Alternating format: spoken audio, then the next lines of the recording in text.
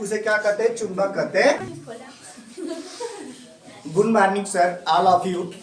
आज हम लोग चलेंगे विद्युत धारा का चुंबकीय प्रभाव। विद्युत धारा का चुंबकीय प्रभाव एक नया चैप्टर है। विद्युत धारा का चुंबकीय प्रभाव क्या होता है, ठीक है ना। पहले इस चैप्टर के हेडिंग के बारे में समझ लेंगे कि विद्युत धारा का चुंबकीय प्रभाव क्या होता है। ठीक, मतलब किसी भी पदार्थ में या किसी परिपथ में यदि हम विद्युत धारा प्रवाहित करते हैं, क्या प्रवाहित करते हैं? विद्युत धारा। यदि विद्युत धारा प्रवाहित करते हैं तो उसमें एक चुंबक का गुण उत्पन्न हो जाता है।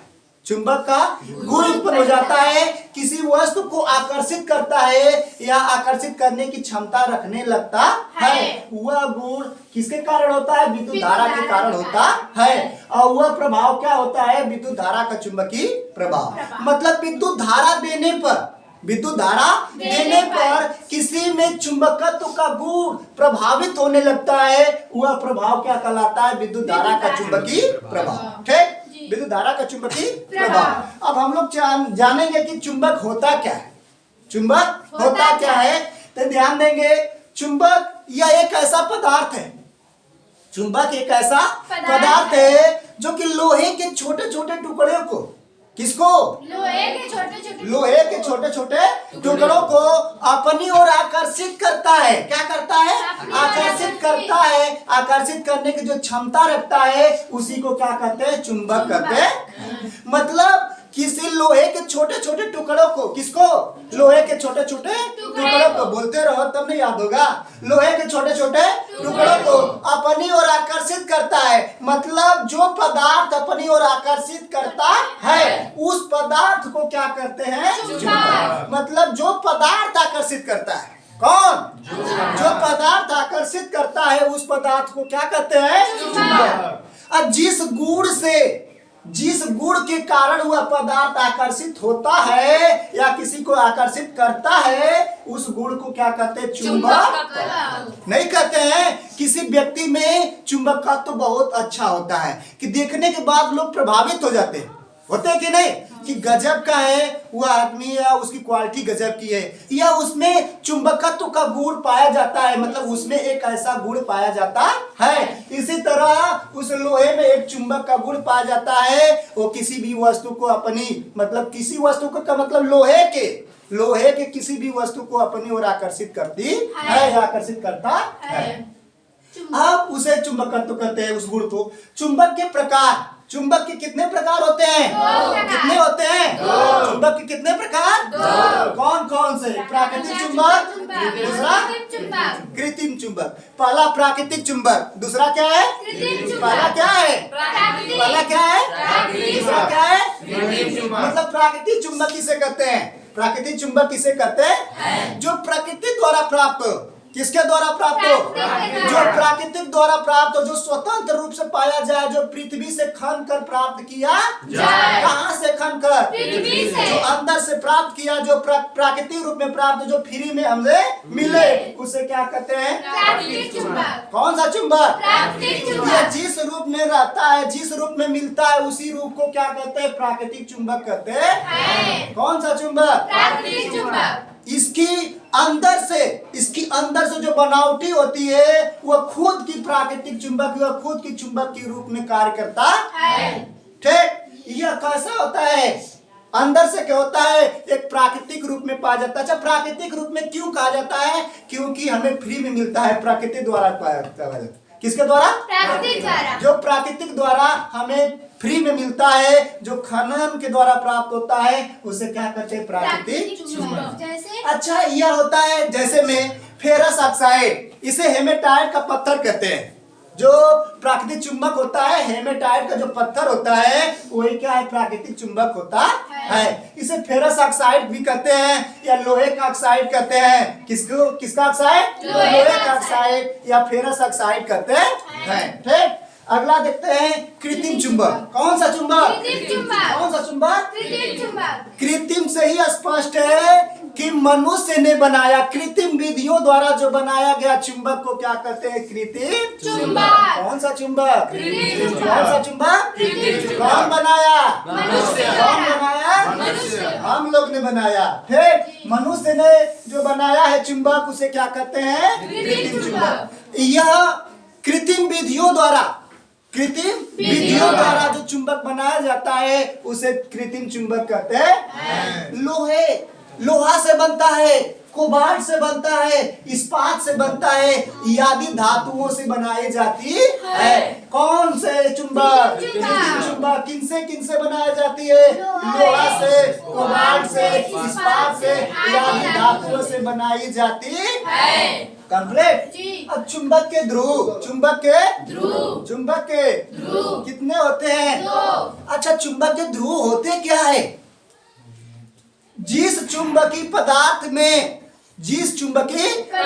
में आकर्षित करने या प्रतिकर्षित करने की क्षमता सबसे अधिक हो उस वहां को क्या कहते हैं? चुंबक के ध्रुव। मतलब एक चुंबक ले लेंगे ना, एक चुंबक ले लेंगे, उसके लास्ट वाला छोर जो होता है, लास्ट वाला छोर का मतलब अंतिम सिरा आकर्षित करने की क्षमता सबसे अधिक रखता है, वही अंतिम सिरा क्या कहलाता है? चुंबक के होता है कि नहीं? मतलब ये चुंबक के ध्रुव, एक चुंबक ले लेंगे, कोई भी चुंबक, ठीक, इसकी आकर्षित करने की क्षमता सबसे अधिक कहां पर होती है? बोलो। अंतिम छोर पर, अंतिम सिरा पर, यहाँ पर पाया जाता है और यहाँ पर पाया जाता है। ठीक, यह चुंबक के ध्रुव कहलाते हैं। समझ में आया? अच्छा, चुंबक के ध्रुव कितने होते हैं? कितने होते हैं? आज बोल रहा है कि चुंबक के ध्रुव दो होते हैं, एक उत्तरी ध्रुव, दूसरा एक उत्तरी ध्रुव, दूसरा। अच्छा, उत्तरी ध्रुव क्या है? जो कंपास की सुई को स्वतंत्रता पूर्वक लटका देते हैं या बांध देते हैं या रख देते हैं। ठीक, फिर अगर स्वतंत्रता पूर्वक छोड़ देते हैं तो उत्तर की ओर ठहरने वाले ध्रुव को क्या कहेंगे? अरे उत्तरी ध्रुव। कौन सा ध्रुव? उत्तरी ध्रुव। और दक्षिण की ओर ठहरने वाले ध्रुव को क्या कहेंगे? बहुत संतोष पागल हो, ध्यान दो। उत्तर की ओर ठहरने वाले ध्रुव को क्या कहेंगे? उत्तरी ध्रुव। दक्षिण की ओर ठहरने वाले को दक्षिणी ध्रुव। तो देखो, ध्रुव दो हो गए कि नहीं? जी। बोलो। जी। हो गए। उत्तर की ओर ठहरने वाले को उत्तरी ध्रुव, दक्षिण की ओर ठहरने वाले को दक्षिणी ध्रुव। कंप्लीट। जी। अच्छा, देखते हैं चुंबक के गुण। चुंबक के अच्छा, चुंबक के गुण क्या होते हैं? चुंबक किसी वस्तु को आकर्षित करने की या प्रतिकर्षित करने की क्षमता रखता है।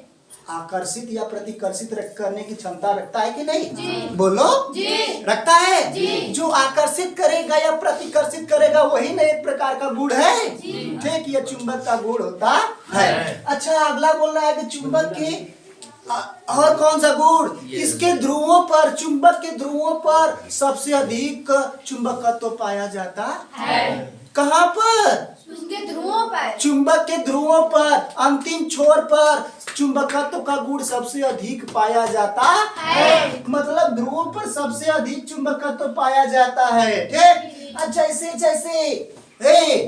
गल्ला, ध्यान दो, जैसे जैसे पास में जाते हैं, जैसे जैसे बीच में जाते हैं, चुंबकत्व का गुण घटता जाता है कि नहीं? अजीत, क्या यार गुण सुन बैठे हो? हाँ, कुछ हो गया है क्या? चुंबकत्व तुम्हारा खत्म हो गया है।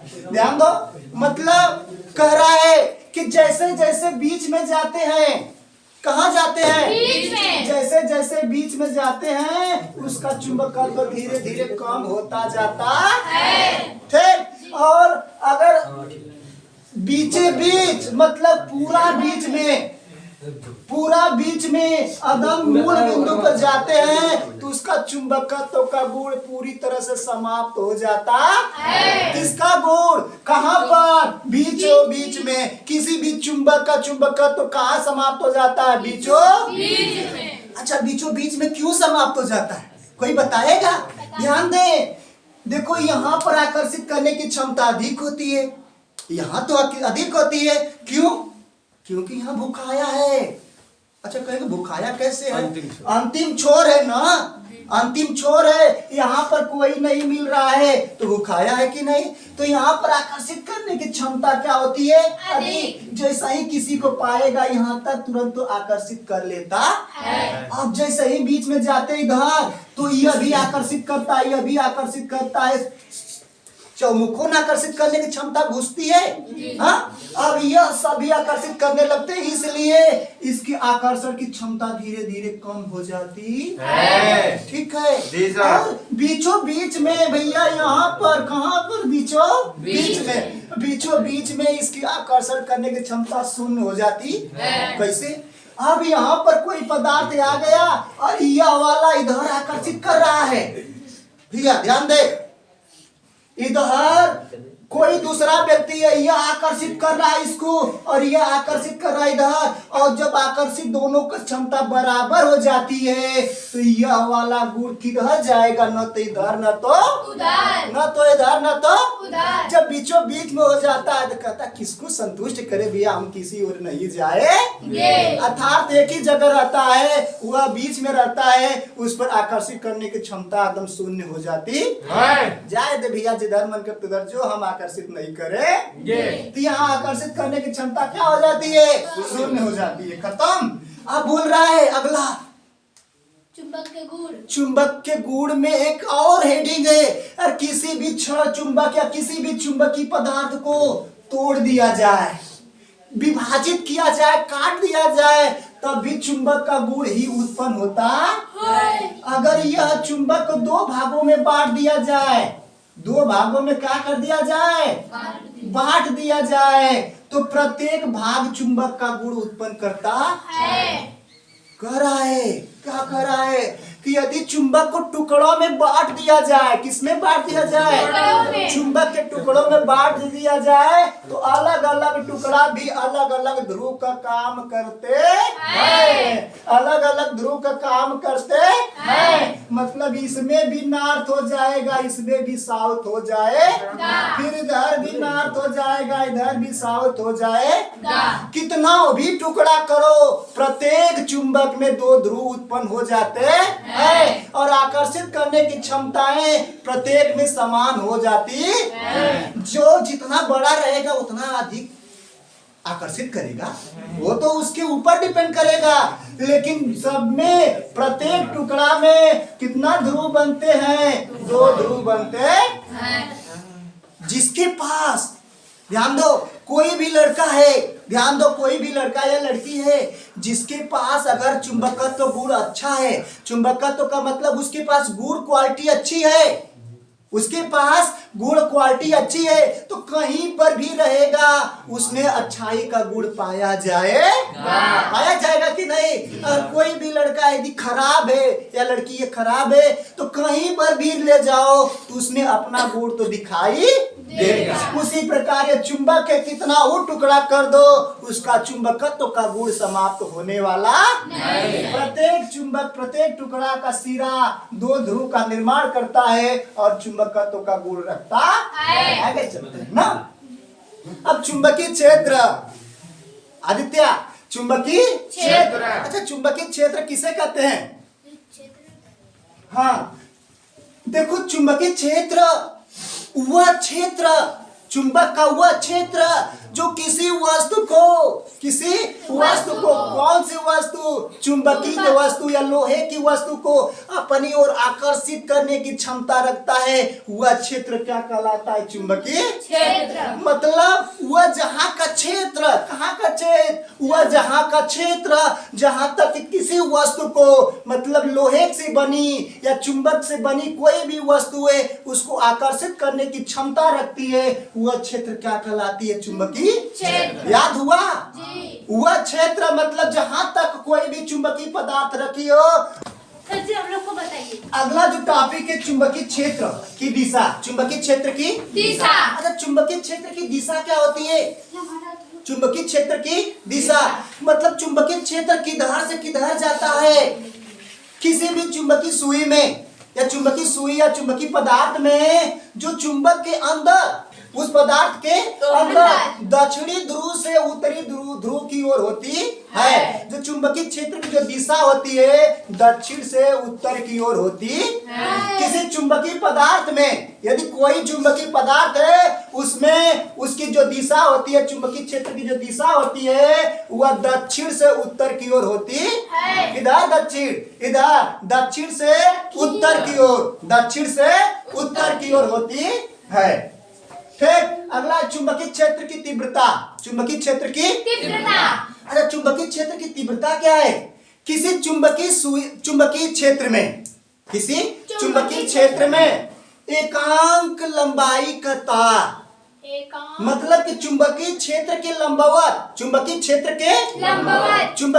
के लंबवत का मतलब चुंबकीय क्षेत्र यह है तो उसके लंबवत उस पर 90 अंश के कोण, या चुंबकीय क्षेत्र है कि तो उसके 90 अंश के कोण पर एकांक लंबाई का तार लेते हैं। एकांक लंबाई के तार में यदि धारा प्रवाहित करते हैं तो एकांक बल कार्य करता है। एकांक क्या लगता है कार्य करता है? बल कार्य करता है। वह बल चुंबकीय क्षेत्र की तीव्रता कहलाती है। मतलब बोल रहा है कि किसी चुंबकीय क्षेत्र में, किसमें? चुंबकीय क्षेत्र में एकांक लंबाई का तार लेकर एकांक धारा प्रवाहित किया जाता है तो उसमें जो बल कार्य करता है, जो एक विक्षोभ उत्पन्न होता है, जो उसमें बल कार्य करता है, वही बल क्या होता है? चुंबकीय क्षेत्र की तीव्रता कहलाती है। चुंबकीय क्षेत्र की तीव्रता एक सदिश राशि है। कैसी राशि है? सदिश राशि है। इसका मात्रक होता है न्यूटन प्रति एम्पियर मीटर होता है। न्यूटन प्रति एम्पियर मीटर होता है। समझ में आया? चुंबकीय क्षेत्र की तीव्रता का मात्रक क्या हुआ? न्यूटन प्रति एम्पियर मीटर। या एक और मात्रक होता है, जानते हो क्या मात्रक होता है? बोलो। वेबर प्रति मीटर स्क्वायर होता है। वेबर प्रति मीटर स्क्वायर होता है। समझ में आया? यह कैसी राशि है? सदिश राशि है। कैसी राशि है? सदिश राशि है। इसका मात्रक क्या होता है? न्यूटन प्रति एम्पियर मीटर होता है या वेबर प्रति मीटर स्क्वायर होता है। खत्म। आगे देखते हैं चुंबकीय बल रेखाएं। चुंबकीय बल रेखाएं क्या होती है? चुंबकीय बल रेखाएं क्या होती है? मतलब यह एक काल्पनिक रेखाएं है। यह क्या है? ये काल्पनिक रेखाएं हैं जो लगातार चलती रहती है। अच्छा, काल्पनिक रेखाएं हैं। कैसी काल्पनिक रेखाएं? कैसे जानेंगे? अच्छा, किसी कोई पदार्थ ले लेंगे, यदि हम इसमें धारा प्रवाहित करते हैं, क्या प्रवाहित करते हैं? धारा। तो इसके वृत्ताकार, एक वृत्त की आकार की तरह इसमें एक बल रेखा बनाती हुई एक चुंबक का क्षेत्र कार्य करता है। एक रेखा के रूप में कार्य करती है। वह रेखाएं चुंबकीय बल रेखाएं कहलाती है। मतलब चुंबक के बल के कारण एक रेखा का निर्माण होता है। वह रेखा क्या कहलाती है? चुंबकीय बल रेखाएं होती है। ठीक, चुंबकीय बल रेखाएं होती है। अच्छा, चुंबकीय बल रेखाएं, चुंबकीय बल रेखाओं के गुण। चुंबकीय बल रेखाओं के गुण। चुंबकीय बल रेखाएं चुंबक के पास में, चुंबकीय बल रेखाएं चुंबक के पास में बहुत प्रबल होती है। बहुत प्रबल होती है मतलब बहुत पास होती है। एक रेखा के रूप में होती है। एक वक्र बनाती है। कैसा बनाती है? एक वक्र, एक गोलाकार बनाती हुई जाती है। और चुंबक के पास में वह वक्र बहुत पास होता है। और जैसे ही दूर जाते हैं, चुंबक से जैसे जैसे दूर जाता है उसकी बल रेखाएं जो होती है दुर्बल होती जाती है, विरल होती जाती है। भैया, जैसे ही चुंबक से दूर जाएंगे, या चुंबक है और चुंबक से जैसे ही दूर जाएंगे तो यह जो बल रेखाएं बनेगी यह कम होगा कि नहीं? धीरे धीरे क्या होगी? दुर्बल होगी। क्यों? क्योंकि चुंबक से दूरी बढ़ती है। जब दूरी जितना बढ़ती है चुंबक का गुण उतना कम कार्य करने लगता है। और चुंबक के जब चुंबक से दूर बल रेखाएं कौन से बनाती है? चुंबक के पास में चुंबक ने बल रेखाएं बनाता है और चुंबक से दूर पृथ्वी के आकर्षण के कारण बल रेखाएं बनती है। अगला बोल रहा है बल रेखाओं के गुण हो गया। आगे देखते हैं चुंबकीय बल रेखाओं की दिशा ज्ञात करने के नियम। चुंबकीय बल रेखाओं की दिशा ज्ञात करने के नियम। अच्छा, चुंबकीय बल रेखाएं कैसे चलती है? पहले चुंबकीय बल रेखाएं कैसे चलती है। तो चुंबक के अंदर बोल रहा था, चुंबक के अंदर जो बल रेखाएं हैं दक्षिण से, किधर से, दक्षिण से नॉर्थ की ओर चलती है, मतलब दक्षिण से उत्तर की ओर चलती है, किधर, किसी चुंबक के अंदर। लेकिन जो बल रेखाएं होती है वह उत्तर से दक्षिण की ओर जाती है, किधर जाती है, उत्तर से दक्षिण, उत्तर से दक्षिण की ओर। कोई भी बल रेखाएं हैं वह उत्तर से दक्षिण की ओर बनाती है। चुंबक के अंदर दक्षिण से उत्तर, दक्षिण से उत्तर, और चुंबक के बाहर जो बनाती है वह उत्तर से दक्षिण बनाती है। समझ में आया। चुंबक के अंदर दक्षिण से उत्तर और चुंबक के बाहर उत्तर से दक्षिण। कंप्लीट। चुंबक के बल रेखाओं की ज्ञात करने के नियम दो ठी और है। मैक्सवेल के दक्षिण पेच का नियम। मैक्सवेल ने एक पेच लिया, क्या लिया, पेच।